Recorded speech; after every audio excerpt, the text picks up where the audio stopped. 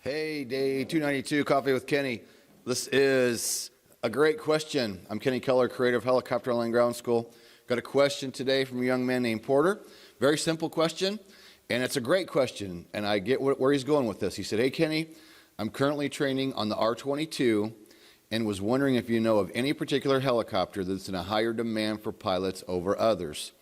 This is a great question for someone getting in the industry, and I would first answer by saying, whether you love them or you hate them, I think this is a fact right now as of the making of this video, Robinson Helicopter is the most popular civil aircraft in the world, okay?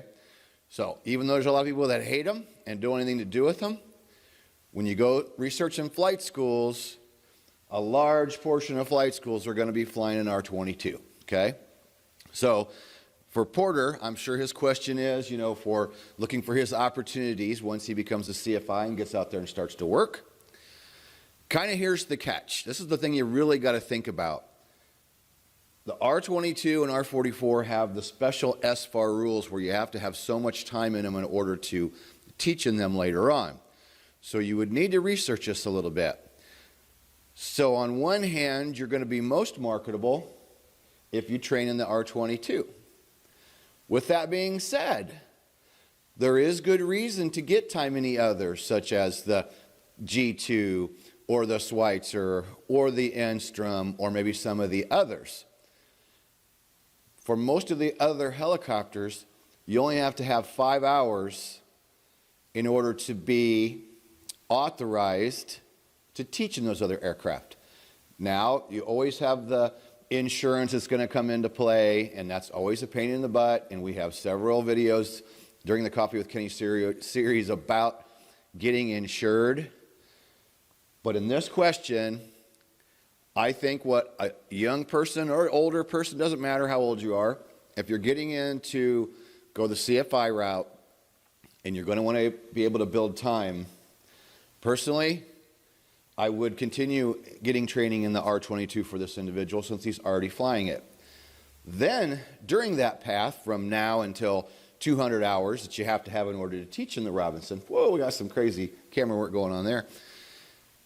Getting some time in these other aircraft is also going to help make you more marketable. And I'm going to use myself for an example. I did the majority of my ratings in the R-22. But I did travel around, and I got Enstrom time, and I got Schweitzer time, and I got Bell 47 time. So later on, once I got there in the CFI world, I started teaching the R-22, but then my next job that came up, I got because I had like 10 hours of Enstrom time. Wasn't a lot, but it was more than most, and I got a specific job that was the job that really helped me move my career along the way because I had that Enstrom time under my belt. And then later they switched, bought a Schweitzer, sold the Enstrom. I had Schweitzer time under my belt from early in my training. So it was an easy transition to get insured to teach in the Schweitzer. And that flight school, again, opened the doors for me, and it's the school I talked about where I ended up getting to fly the Jet Ranger, and that got me my turbine time. So to answer this young man's question, I think the most abundant helicopter you're going to find as a training helicopter is the R-22. And we had an interesting conversation just the other day when I went to fly the G2 with Chris Hauser. He even said, as a flight school who's operating 2 G2s, they have a customer they're working with, a student who's training in the G2. And when he talked to them about becoming a CFI, Chris had to have the talk with him and say, well, of course we want you to be here as a student, but we need to come up with a little bit of a plan here to make you marketable because there's only, say, 35 or 40 G2s in the U.S. as the making of this video, and that came from Chris, who is a factory authorized instructor.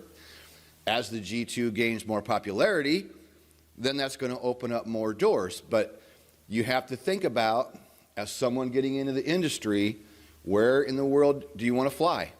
Are you looking to fly to flight school close to home who has a particular aircraft?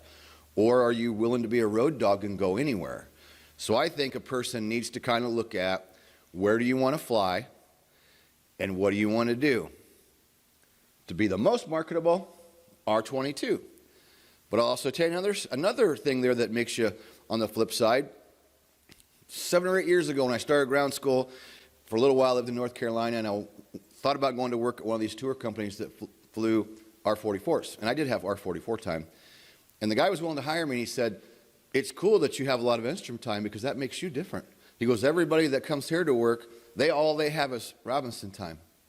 He goes, that makes you a little marketable because you've got something different than what the average person has. So you could take this in many forms and fashions, but that's my take on that. So I think for this particular young man, he's already training in the R-22.